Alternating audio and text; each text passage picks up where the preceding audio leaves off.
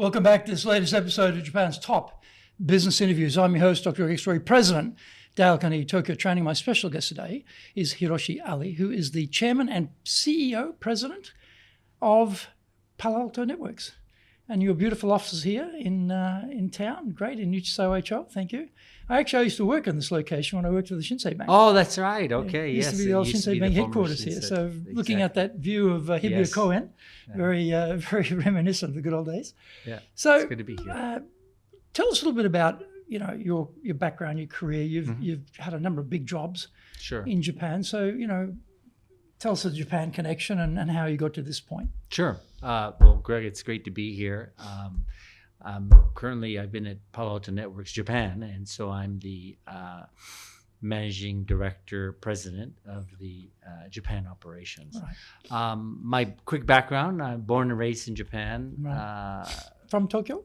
In Yokohama, Japan, Yokohama, actually. Okay. Mm-hmm. My mother's Japanese, my father's American. And so I went to international school here. I graduated from St. Mary's International School. Oh, so my son went to St. Mary's. Oh, very good. There you go. Good school, good alumni, strong alumni. Mm-hmm. And then I went to university in Maine, and I studied Bachelor of Science in Business Administration with an emphasis in marketing. And so I, after university, I started my first few jobs in California. I was working at American Honda for a while. I was involved in international shipping. And then I came back in 1998, where I was asked to lead the Pacific region. At that time, I was working for P&O Nidloin, which is a logistics company. And that was 1998. And I had an interest in technology at the time. I was buying English books on Amazon. I was trading stock. And iMode at the time, NTT Docomo had rolled out. Wow, that's a blast from the past, isn't it? It was a great technology opportunity, and that's when in 2000 I decided to enter the IT arena, and I started as a sales representative at BEA, which was then acquired by Oracle. Then I worked at Wipro, managing Japan and China.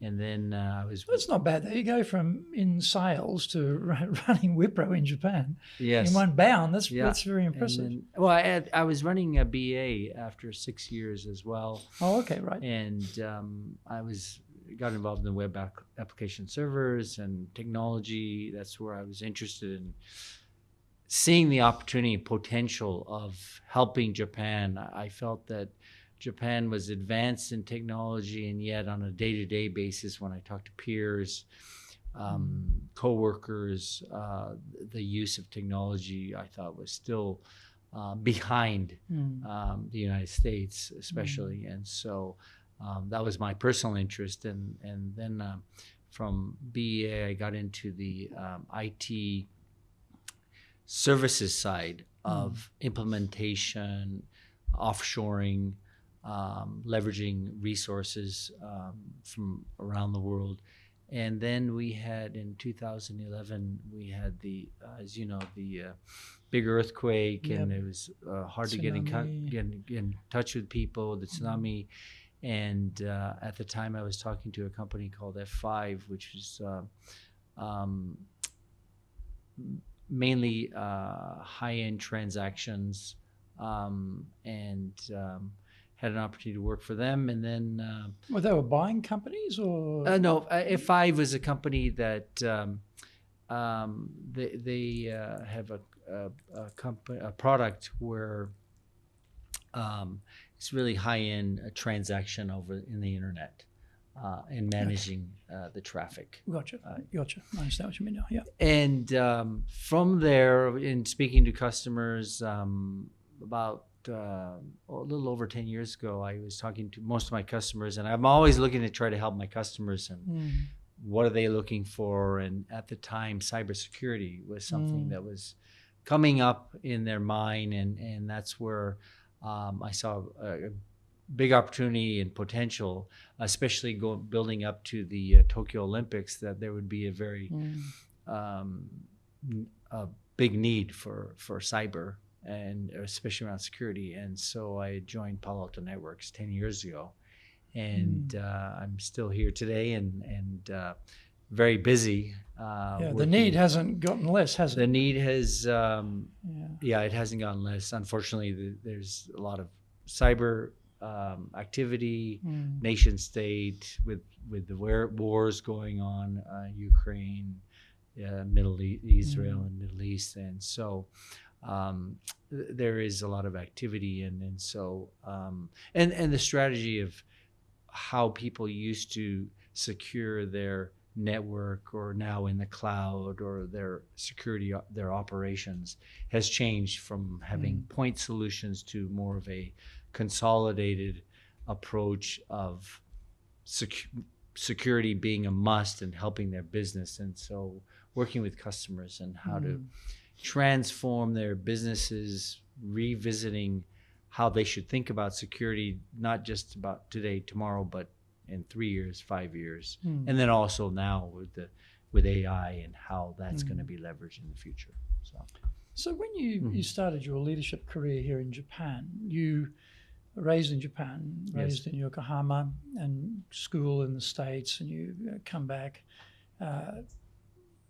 You probably, for you, knowing Japan very, very well, probably the transition from leading outside of Japan to leading in Japan was probably no transition at all. It was probably something that was very obvious to you, and not something you felt any particular difficulties or anything a bit different or a bit strange, or I'm presuming that.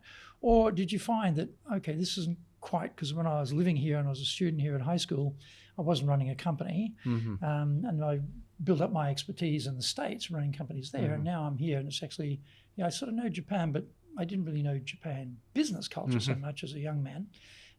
So were there any things that in that transition from leading in the States to leading in Japan that sort of struck you as like, oh, that's right, this is Japan, I need to change this, or I've got to have more of this or less of that? Yeah, I think there was when I came back, I experienced reverse culture shock. Oh, okay. I think I felt like, as you said, I know Japan, I know the language, I know how people think, but when you get into the business world, you realize things are different. I mean, you're walking into a post office or walking into a bank. What you experience in outside of Japan and in Japan is a different process. It's a different approval processes. When you think of Japan, I've learned that the maybe the core is really the monozukuri, of the manufacturing mentality and approach. It still does exist. It's changed, and it has changed quite a bit.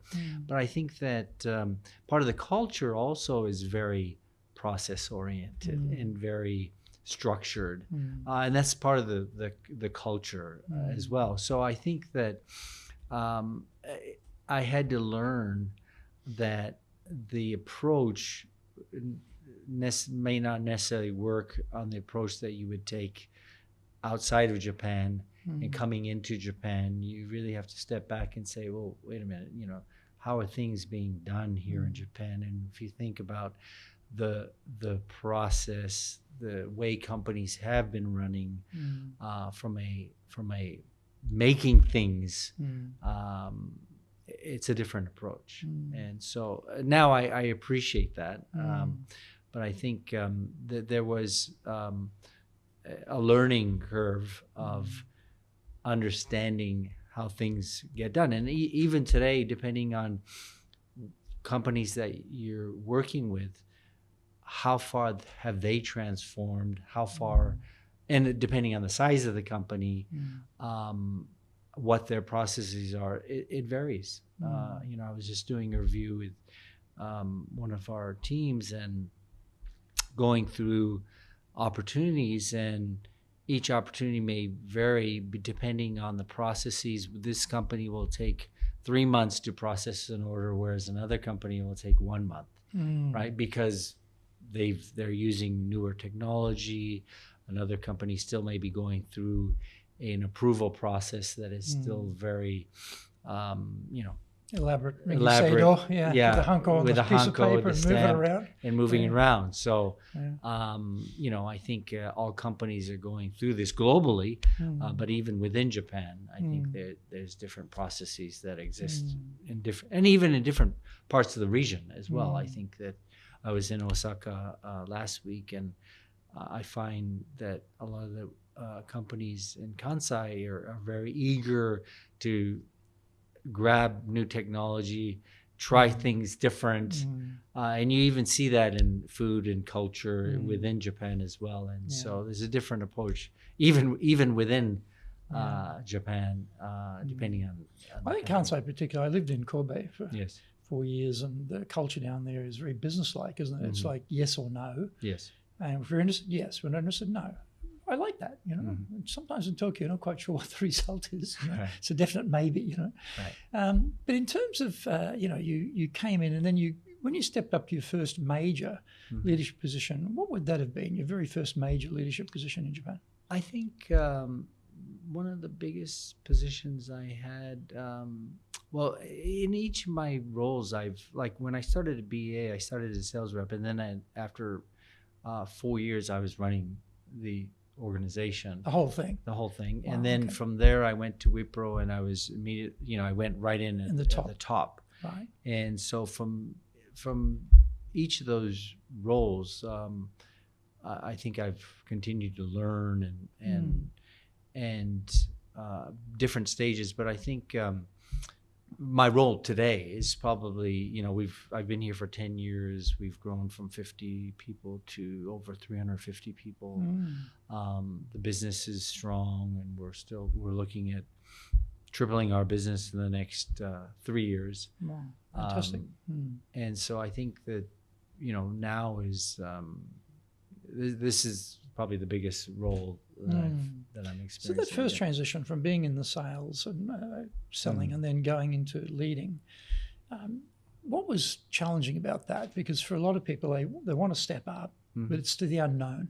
They haven't been at that level, they haven't done that job in the past, so they're imagining what it's going to be like, or they're expecting what it's going to be like.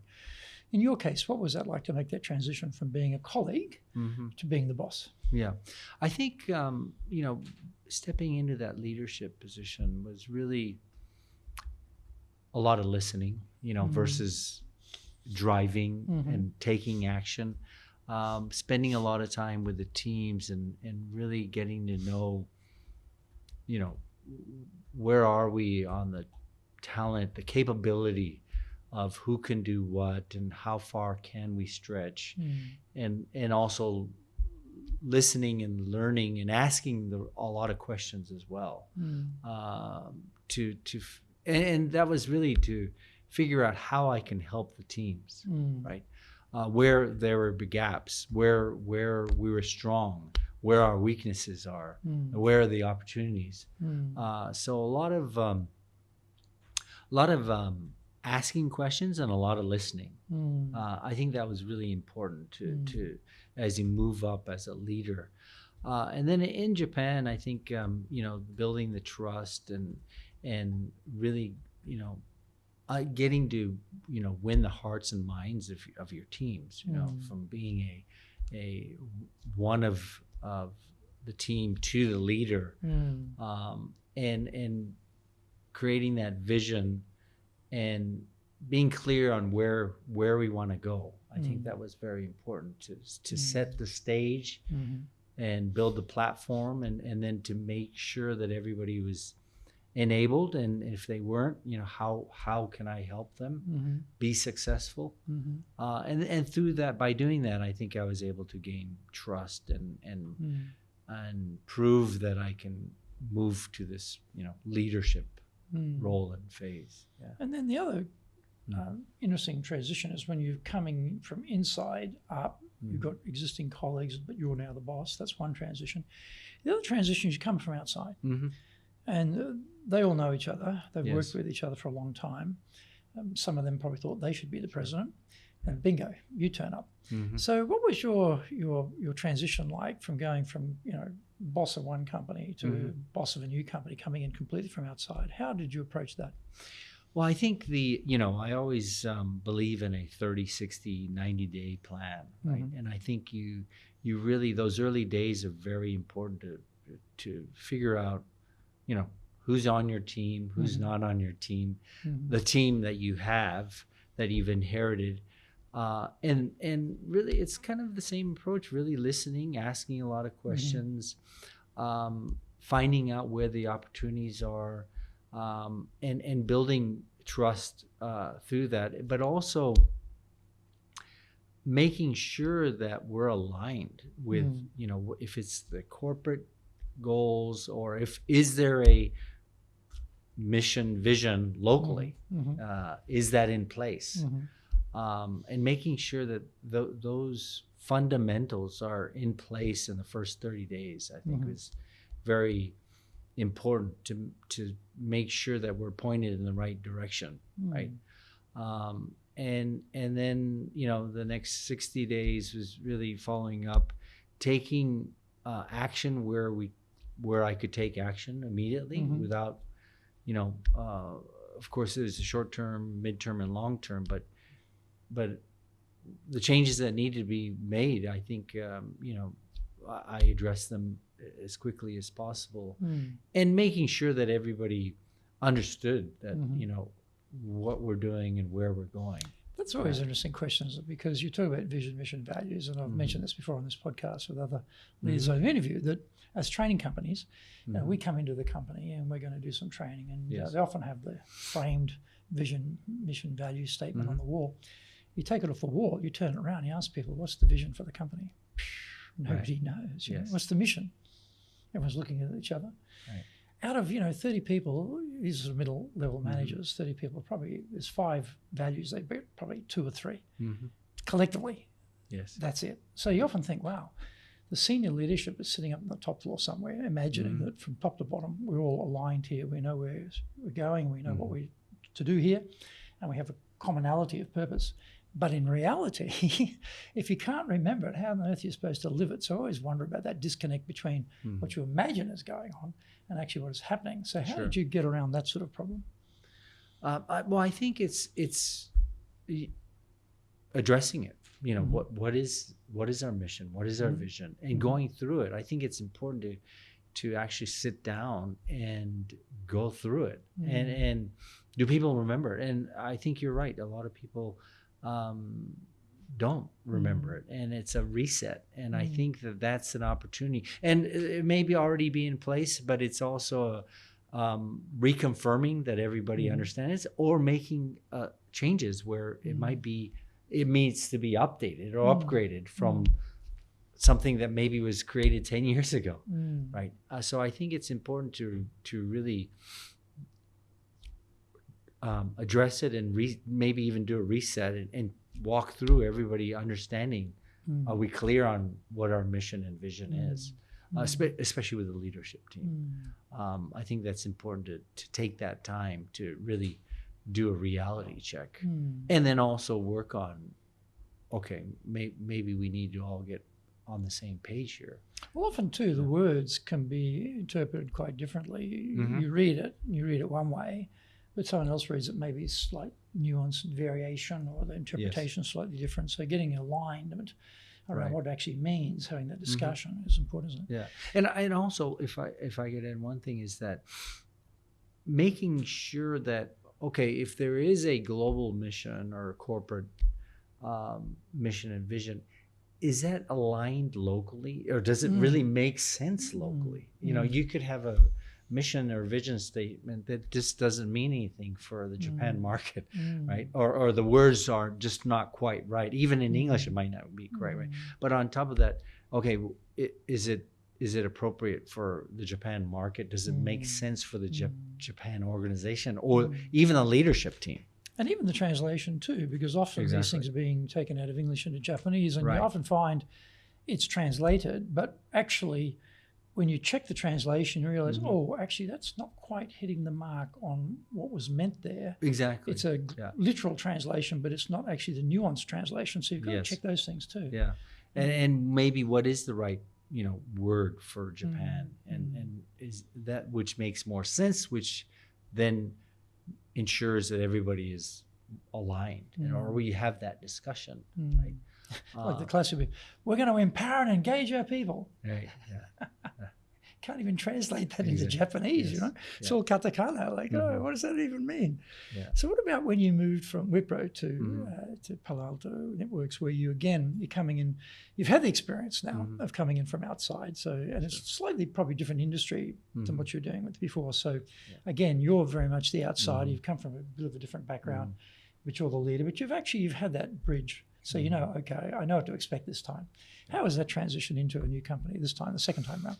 Yeah, well, so actually, there was Wipro, and then F5, and then F5 to Palo Alto Networks. Right. Yes, but I think the coming into Palo Alto Networks, the company had been at is a good foundation that was built, and I think my job was really to take it to the next level. But I think that the most important thing was really to ensure that I had the right team. Do we have the right team on place? Do we have the right skills and people that are going to help us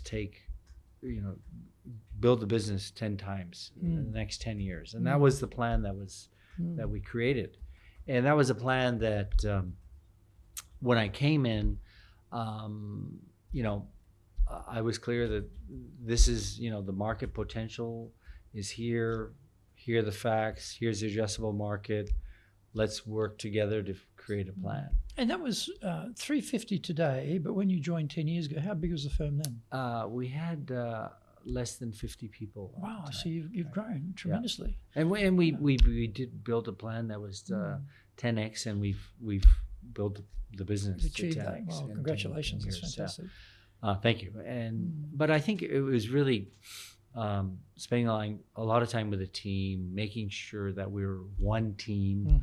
I even though we were small, I don't think we were pointed in the same direction. We weren't all aligned, and so there was some alignments that needed to take place, and also building that plan together as one team to make sure that we're aligned and understanding what we needed to do collectively was really important when I came on to help drive that change and to show the to be of the outcome that we want to achieve by explaining where we want to go first, and then going through the actual okay, what is it that we need? But also 10xing your results over that period of time, where there's that growth and where's that success, that builds pride and builds belief in the leader and the direction. So it sort of becomes a virtuous circle, doesn't it?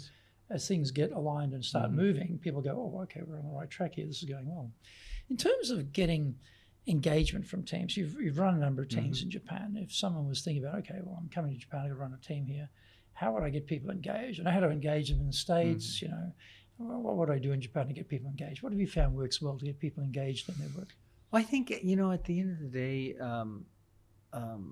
spending a lot of time with your people, right? It's important to meet face to face, building the relationship, building the trust, and that comes over time. It's not easy, right? But also listening, and not only from a work perspective. Who are you? What are your interests? What do you do outside of work? Building that type of culture, I think, is important. And so, I'm a firm believer of spending a lot of time, and also the environment. I don't know, you came into our office. It's beautiful. We've purposely beautiful. This is pre-corona. We had built this office as a place to communicate and collaborate. It's a place where you come and not sit at your desk, but engage with teams. And we actually use this area here for customers and partners. So, creating a platform where people can communicate, collaborate, engage. I think that's very important, especially in Japan and throughout Asia. One thing too I often find with leadership is that in the theoretical side of things, people got all that, but in their day-to-day reality, they're often poor time managers. And so they get truncated around the time to talk to people and coach people and find out what's happening in their lives. Everything sort of gets shortened and shortened. And even though the technology is advanced, I don't feel any advantage in my time availability compared to the growth in technological power. I feel I got less time. And so I often wonder about, how do we as leaders make sure that we allocate that time and you don't find out that, well, actually they recorded me for a week and what I thought was coaching, actually when I listened to it again, was actually me barking out orders at people and there was no coaching going on. And what I thought was, interacting with people were very curt, terse, very short form conversations because I was whipping from one meeting to another. So we're sort of caught up in this rush, aren't we? What have you found works well to make sure that we take the time, we have the time available to spend with people? Well, I think, prioritization is very important, and also communicating that, look, work-life balance is important. We don't want you working constantly. You're going to burn out. You're going to, morale is going to go down. We want to make sure that you do have whether it's work-life balance or lately I call it work-life integration because, you just can't get away with it. But it's important that people take time to take care of their health, take care of their family. Those are, we value that. It's part of our values. And I think that that's important that we communicate that.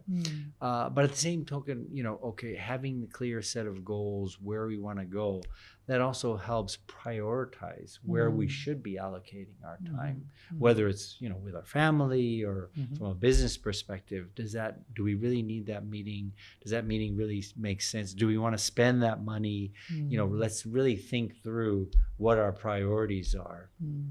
And that's how we should be allocating our time. And we need to take the time to celebrate when we deserve to celebrate, and whether that's with Family Day or Bonenkais at the end of the year, those are important. And so we do take those, that time to have, whether it's a beer bust with employees. We constantly have those type of activities going on as well. But prioritization, but also prioritization really falls into place once you have those clear goals. If you want to be successful as a leader, do the Leadership Training for Managers course. All companies need people who can both manage and lead.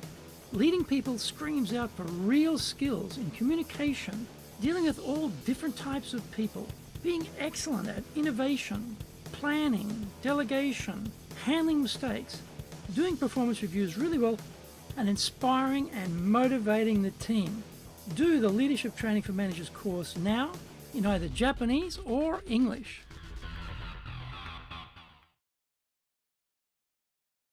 Are you doing business with Japan? Do you really know how things work? Japan Business Mastery provides the answers. Do you have the right networks and know how to create them? Do you know how to get on the same wavelength with Japanese buyers? Do you know what being trustworthy looks like from the Japanese perspective? Japan Business Mastery is based on more than 30 years' experience in Japan and will become your go-to guide. Want to succeed in Japan? Buy Japan Business Mastery now. What about getting ideas from people? Because often, as a leader, you've got access to a lot of key information from the headquarters. In your case, you're operating in English and Japanese, so you're absorbing a lot of technical information, market information from two sources. You've got your own experiences as well from your career. So often we have a lot of ideas. And one of the dangers is we've got all the ideas and we forget, actually they've got ideas too, but we're telling them what our ideas are and they should execute on those as opposed to digging out their ideas. So what have we found has worked well to get ideas from the team? So we'll have sessions like this afternoon, as we create the next 3 or 4 year plan. I'll be sharing, here are some ideas that we're thinking about. Here's the addressable market. what do you guys think? What so input, feedback, having open session, like I have monthly, I instead of quarterly business reviews, I have monthly business reviews on an ongoing basis where we'll select topics and get ideas. These aren't from performance reviews. These are just business reviews. Okay, right. What because we track the business on a daily basis. Yep. We should know what's Everyone going on knows what the business is doing. Yeah. So we'll have opportunities where we can talk about select topics, issues. What do we need to get to the next level, whether that's quality, recruiting, training, enablement. So we get feedback from teams and have those types of sessions. And we also have fireside chats where we open it up to Q&A with executives that come out or existing, our team within Japan. And then we also we have a lot of roundtables with our customers or partners where we'll have off-site sessions. This is just with the one client, or you get a whole we'll bunch have of clients 10 together? clients. Oh, okay. It's small. We try to keep it very limited, small, keep it intimate. number, intimate, where we'll have a Friday afternoon of roundtable discussions, input. And then we'll have time also to have a nice dinner or maybe play golf, so that we can have some fun as well and to get ideas. And so we try to get ideas within, outside, people that work with us, partners within the ecosystem, so that we can, continue to transform. I mean, I think our approach is really, this is a journey, especially with cybersecurity. We're here to be, a partner for customers, and we're going to work with them on this journey. So it's helping our customers, it's helping our partners, but also ourselves. We have to continue to train, enable new ideas, technology as well. What about trust? I mean, growing up in Japan, you understand immediately how important trust is in Japan. I mean, it's important everywhere. No question about that. But somehow, to me, it seems very important here in the sense of Japanese people often make very emotional career decisions based on trust. Which is a little bit different. Like when I'm interviewing people, you look at the resume and they've jumped around. The people I'm interviewing tend to be people who've worked in Gaishikei companies, speak English, right? They've moved around. You ask, well, why did you go from this company to this company? Well, my senpai called me. That's not a rational decision, necessarily, is it? My senpai called me, my senior called me. So I quit here and I went here. Then that foreign company folded and I was on the street and I had to go and get a job over here, and they bounce around all over the place. And once they're out of the Japanese system, they're out of the Japanese system. Probably better today, but we go back, 10 years or so, the sort of mid-career hire thing wasn't so accepted as now. But these are emotional decisions, and I often think about that. So trust is important. So what have you found works well to build trust with teams? Well, one thing around trust is from a recruiting perspective, it's very helpful. I mean, we get our best candidates through referrals, which is also from a trust perspective. And, we continue to hire at a very rapid pace. We have over 40 open headcounts today, and most of that we try to fill in. And the best candidates that we get are through referrals because we trust our employees. But I think that's of course through working relationships, building that trust. Also, I would say that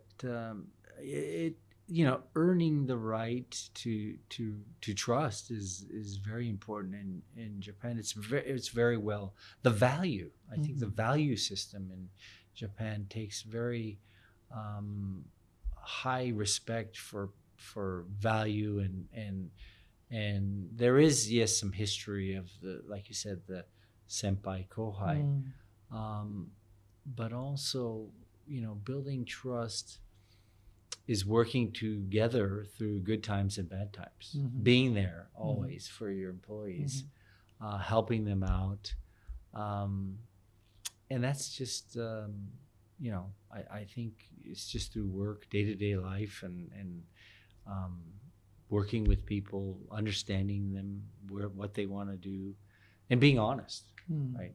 I think that's, and teamwork is also important. I mean, I think the value of the trust that you can build through a team is also very important. It creates a lot of value. Yeah. And then you build respect in the marketplace as well, right? A reputation of people that will, whoa, what do you think of this company, Palo Alto Networks in Japan? Is it a good company? Well, shortchanging the client may be acceptable in some cultures, but this isn't one of them. No. You dud the client in this culture, you are out, and you don't come back. So this idea of the company who's your client can trust you, and that rigor of driving that through the entire organization so that people realize, okay, we're going to make less money here because that's the best interest of the client. And that may affect your bonus or may affect your commission, how it's structured, but that's how it's going to be because the long-term relationship is much more vital. And for people to accept that and understand that is a culture, isn't it? It's really you're determining this is how we roll here at Palo Alto Networks, this is our culture, this is our belief, our value system. And when you get those stiff choices, and I'm sure you get these, if it's like we get more money or there's something negative here, then whatever you choose as the leader determines the culture of the whole organization, doesn't it? Yeah, I think you're absolutely right. And we do have strong core values. I think that's where we build the trust. As I mentioned, the importance of work-life balance, spending time with the family, your health, and we drive diversity, we drive inclusion, we drive disruption. We drive, we have core values that we do believe in as a company. And if something's right, great. If something's wrong, we call it out. We need to make those hard decisions. And I think that at the end of the day, it's then respected because we're going to our core fundamentals our core values that we have in place. And so I think, you really have to live up to those core values that you have. Well, the client is number one, but actually they're not number one because we need money. So we're going to short circuit what they need and give them this because we'll make more profit because the margin over here is better. That is the culture, isn't it? That people don't make that choice because they say, well, long-term relationship is going to be important. Lifetime value of the customer is going to be important. Our value says we honour the customer's interest first, so we will honour the interest in reality at every point in the decision-making chain from the highest to the lowest. And I guess that's where, as leaders, we have to make sure that what we think is happening is actually happening. So what have you found works well to make sure what you think is happening is actually happening? Yeah.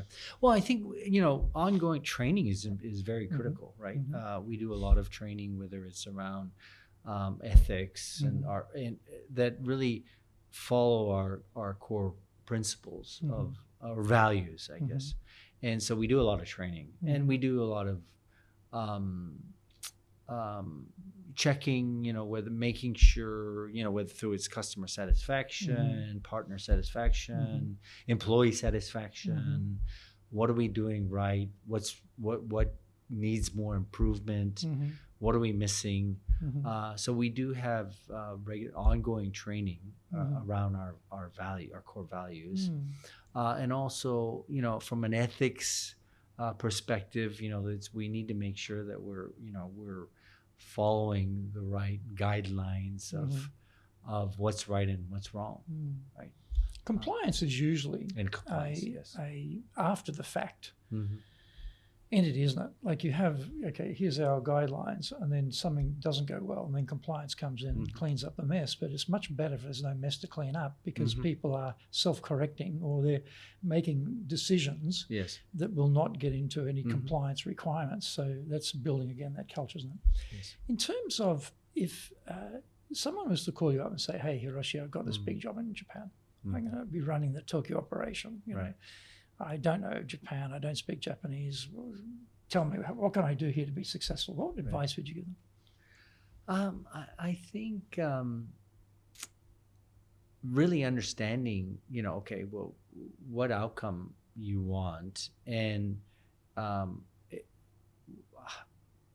what is there a fit to the market, right? And if it's a company, is that a fit for that person themselves, you mean, or for the company? Because the company's already existing. They're running an operation. They've had presidents. I see. Okay. They're an established company. They're going to come in, like you've come in and run companies, established companies, same thing. They're not going to be founding the company. They're going to be running something existing operation. Oh, okay. My advice would be to, one, just really go deep into getting to know the team and understanding the team and the core values of the team, and willing to spend time with the team, getting to know them, and also may have to make some changes that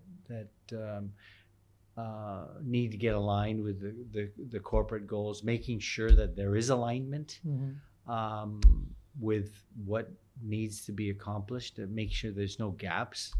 I think there's a real, there's a reality check, right, of due diligence that you need to be prepared to come in and just assess and evaluate. How do you get around the issue, though, that often you may be sent to Japan to clean it up, inverted commas. Okay, we need you to go out there. We're not happy with the results in Japan. We fired the president. You're going to be the new president. Your job, make those numbers, make it happen. So you can come in with a strong, tailwind behind you of pressure to get early numbers, quick results. Sure. And as we discussed, this is not the country for quicker results. Right.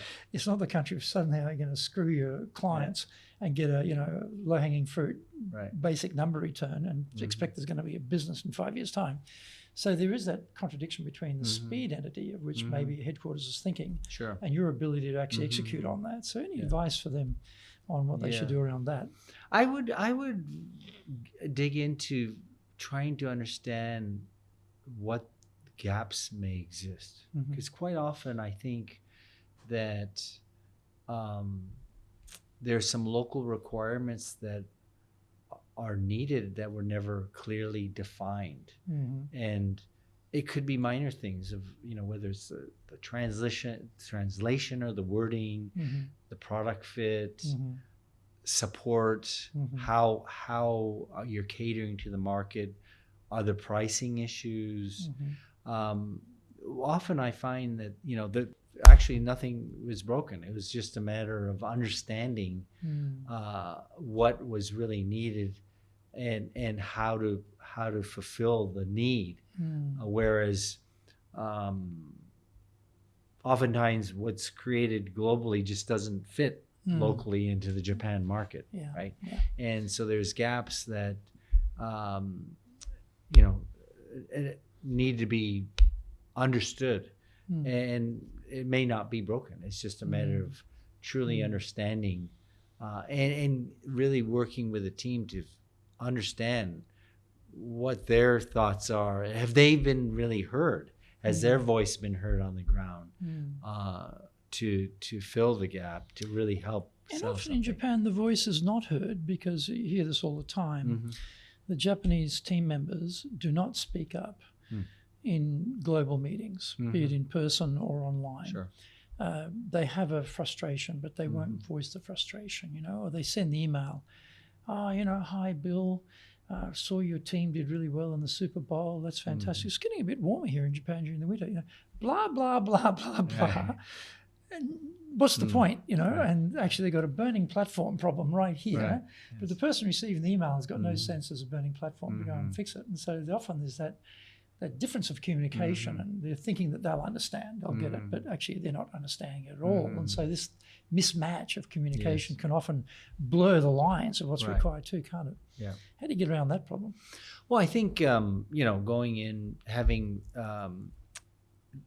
different working groups to really identify what the issues are, problems, bringing people in and making sure that, setting the right stage of, it's not that, we're here to help, we're here to review, understand, whether it's through a workshop, I think that there is a process of, and it's just not like, okay, we're going to be here, fly in for one day, and it's not, it needs to be well thought through, get the right people that really understand and have those meetings, bring in translators if you need translators, or also the other way around, sending people, overseas to go and actually talk and meet and fill those gaps. And that's for Japanese, I think, that meeting, connecting online, they're there and you're there, but you're a little box on a screen, as opposed to you get to see the person, talk with the person, establish that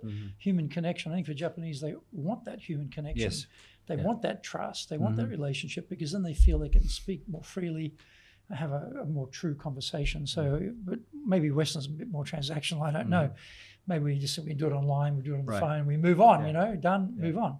So I think that component can be an important thing, can't it? Yes, it's very important. I think spending the time together, even today with myself meeting customers face to face, you just get so much more information, sitting down, sharing more information that you would normally get over than a Zoom call or a Teams call. And I think people in Japan feel a lot more comfortable after they trust you and get to know you, right? So it does take time, and that through your employees, even with a customer, it even takes even longer, right? So building relationships are critical in Japan. Should they learn Japanese? I don't think it's, I think, more and more you're seeing more people that want to engage in English or learn English. I think that it would be nice. It's a nice to have, but I think that, it's not a must. I think you can win hearts and minds, without speaking the language. I mean, if you build the trust and you can work with a translator, and it's knowing the language is a big plus, but it's more about understanding the culture, the relationship. That culture part is key, isn't it? I mean, in a Western context, if we're going to make a decision, we'll come to the meeting, we'll thrash it out, we'll make a decision, and we move on. Right. In Japan, you don't do it that way. But if you don't know that, and you get everyone in the room, and things are happening, good, and then 4 weeks later, nothing's happening on that project we decided on. What's going on? You suddenly realise, hang on, nothing's been done at all, because no one actually agreed, but no one voiced their opinion that they don't agree. You didn't realise, so you don't know. So I think maybe even more than language, having some cultural training, sensitivity, understanding context is going to go a long way to short-circuiting a lot of misunderstandings, or particularly misplaced expectations, especially around time, that you think things should be happening quickly, but they just never happen quickly, and you want to kind of understand why. It's such a simple thing. What's the big deal? Like, tell that customer, we've got to do it this way. No, it doesn't work like that. So that also, I think, becomes a bit of an obstacle, doesn't it? Yeah, I think cultural training is more important than the language, and understanding of the approach, the thought, the consensus building. It's the not one person. You need to really build a consensus to make sure that everybody is really on board with the decision-making process. We don't do much, culture stuff really, because we mainly do leadership, sales, communication, presentation skills, DEI. But recently I was involved with a big international pharmaceutical company, and the previous project they'd had was a train wreck, because it wound up that the European R&D team and the Japanese R&D team hated each other. Because they weren't understanding each other, they weren't communicating, and the foreigners are doing stuff irritating the Japanese doing stuff to irritate the foreigners, and the whole thing was a disaster. And that's where we were doing leadership training for them. They said, look, by the way, could you help us out on this cultural front as well? So you're happy to do it. So I did a session for them, and it was supposed to go for an hour. they stopped it at 2 hours, but there were still people who had questions, because they were doing very situational issues around, well, we have these meetings and this happens and, what's going on here and what should I be thinking? It just reminded me that the gap of understanding sometimes is very, very big. And then someone who's sent into Japan doesn't know any of that stuff. Sure. And then you've grown up here. I've been here 39 years, so we know how it works, but for they don't. So that's can be a big barrier, can't it? Yeah, I absolutely. I think it's, but I think one thing that does make it easier is when you have a company culture. I think with our, we have a, strong belief in becoming a cybersecurity partner for our customers, helping them. What do we do? And that's very consistent worldwide. So I think from a mission perspective, internally, I think it's as one team, communication, collaboration is very good. But when we do have people that come in from the outside, we do need to kind of give them a briefing on the approach, the culture, the exchanging of the business cards, even how you sit, how you dress, exactly, how you behave, where you sit, how you talk to people, exactly, and the seniority versus where a person is within the company and how they should be addressed, and especially going to see clients, especially with clients. Right. So it is, that is important to understand the culture, because you don't want to go in and offend somebody. No. Yeah, I've done that plenty of times without knowing. Yes. To learn the hard way. In terms of your definition of leadership, how would you define leadership, Hiroshi? I define leadership as, I'm a strong believer of teamwork and driving, collaboration, having a clear mission and vision of where you want to be, so from an as is to a to be state. But I think leadership is really without a team you can't be successful, and teamwork, collaboration to me is, I think, one of the core values, and also transparency in building trust, right? I think that's so critical. Without that, I think you'll have challenges. Right? Well, thank you. Yeah, thank you. Great tour today. Thank you. Great to Very talk good. about these issues. So please join us again for our next episode of Japan's top business interviews.